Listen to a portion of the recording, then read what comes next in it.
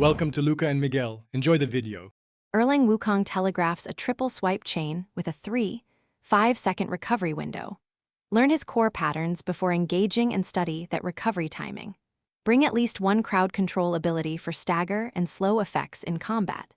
Equip form 1099 artifacts or equivalents that boost critical and defense percentages. Maintain 80% elemental resistance when possible to reduce incoming damage. Carry consumables to enable a 40 to 60 second damage or healing burst when needed. Use a bait and dodge rotation with 2 quick strikes, then 1 heavy teleport out.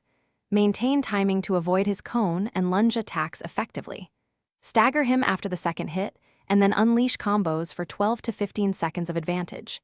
Keep lateral distance near 3-5 meters to reduce chance of frontal sweeps hitting you.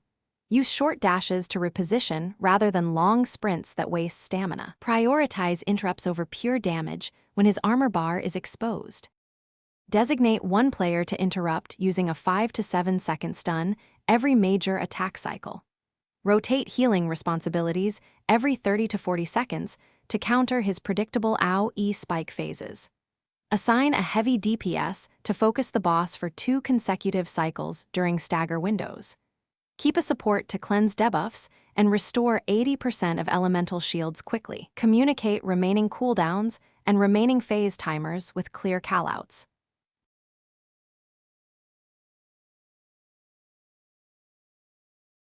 Thanks for watching and please subscribe. It's the best investment you'll ever make.